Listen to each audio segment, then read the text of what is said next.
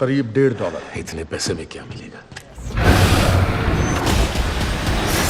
अपन generally दूसरे trailer की बात नहीं करते क्योंकि वही बेसिक पुरानी वाली चीजें होती हैं, मगर इस ट्रेलर में बात थोड़ी सी नई थी क्योंकि हम जो बरसों से मांग रहे थे वही हमें देखने को मिला। The infamous, the unforgettable monster of his own kind, the abomination. और हाँ, उसके अपोजिट में कोई वोंग जैसा शख्स लड़ रहा है। अगर वोंग है तो भाई उसको पैसों की इतनी किल्लत क्या जरूरत पड़ गई कि उसे इसके सामने लड़ना पड़ रहा है? अबे फाड़ के बाहर कर देगा तुमको। मगर फिर भी जैसा भी हो, अपना डॉक्टर स्ट्रेंज का रेफरेंस तो देखने को मिल गया। और आगे बढ़ने से पहले हेलो एवरीवन, मैं हूं पीजे और आप देख रहे हैं पीजे एक्सप्लेन।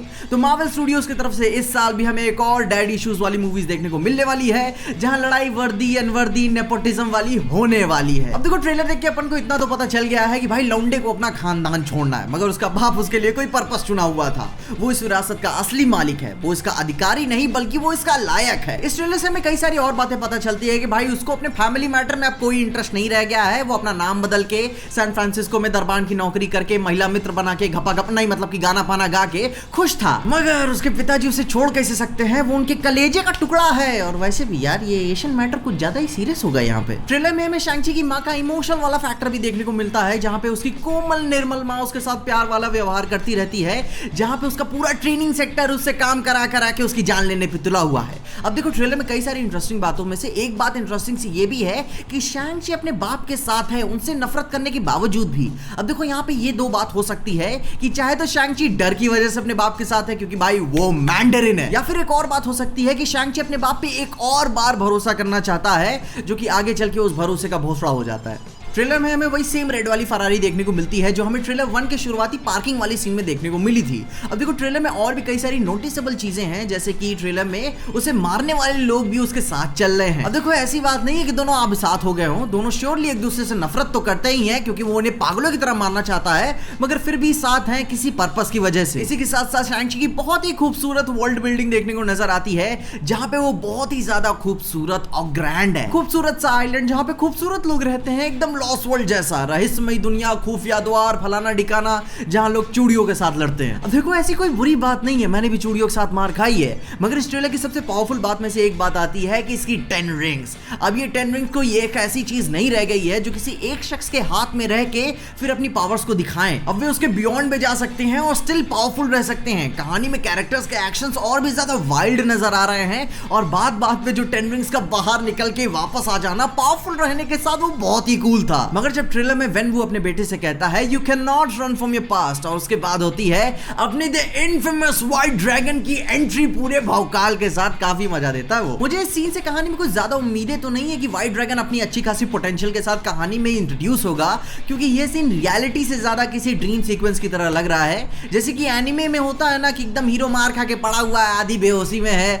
मगर फिर उसे एक याद मिलती है एम्पावरिंग वाली, उसकी गर्लफ्रेंड मेंटोर या एंसेस्टर्स की, फिर वो पूरी पावर के साथ बाउंस बैक करता है। ठीक वही सब सारी चीजें यहाँ भी लग रही हैं। अब देखो, कहानी में शैंग-ची अपने बाप के साथ फाइट करने का ये भी कॉन्ट्रास्ट हम कहानी से ये भी देख सकते हैं कि कैसे वो इन रिंग्स को इनहर्ट करेगा, क्योंकि यह कहानी शैंग-ची की ओरिजिन है, कि कैसे वो इन रिंग्स को वापस पाएगा और क्या वो उसके सच में लायक है, और कहानी के एंड आता है तो वो लायक तो हो ही जाएगा। और यहाँ श्योरली शैंग-ची को कोई फर्क नहीं पड़ता कि उसके बाप के पास 10 रिंग्स हो या ना हो, मगर वो फिर भी उनसे 1-on-1 की फाइट लड़ेगा। अब देखो, अगर मैं सच बताऊं तो मुझे शैंग-ची की फाइट से ज्यादा एबॉमिनेशन की फाइट की ज्यादा हाइप है, क्योंकि मैं जानना चाहता हूं कि कहां थे तुम इतने साल से।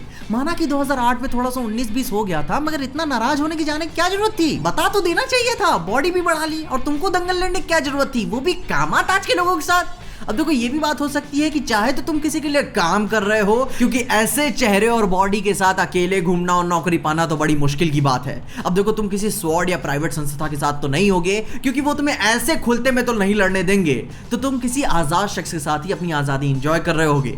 अब देखो, एबॉमिनेशन का एमसीयू में दोबारा से मेंशन होने का अभी देखो ये भी उम्मीद बन जाती है कि अब शी-हल्क की कहानी में हमें एक पावरफुल एंटागनिस्ट देखने को मिलेगा। एबॉमिनेशन अपना एकदम बवालिया आदमी, पता नहीं बैनर की कजिन को देख के कितना प्यार देगा।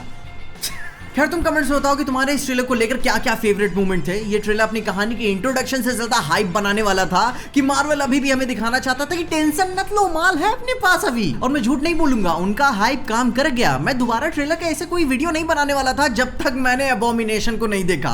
कसम से इसके आ जाने से कहानी एक्स्ट्राऑर्डिनरी बन जाती है। अब देखो, इसका ज्यादा कुछ तो मेंशन नहीं होगा कहानी में, जैसे कि क्योंकि ये शैंग-ची की कहानी है, मगर फिर भी जो भी उम्मीद मिली है काफी अच्छी है। तुम अपने ओपिनियंस मुझे कमेंट्स में जरूर बताना कि तुम्हें कैसा लगा ये ट्रेलर। इसके अलावा अगर आपको इस वीडियो में देखकर कुछ भी अच्छा लगा, कुछ क्या मजा आया, तो लाइक मार दो इस वीडियो को। इस चैनल पे कहीं से भी नए आ गए हो तो सब्सक्राइब तुम्हारी तरह इस चैनल को। और अगर आपको वीडियो को ज्यादा ही पसंद आ गई तो अपने दोस्तों शेयर कर देना। मेरे इंस्टाग्राम और ट्विटर हैंडल्स आपको नीचे डिस्क्रिप्शन में मिल जाएंगे। और देखते रहिए EJ Explain।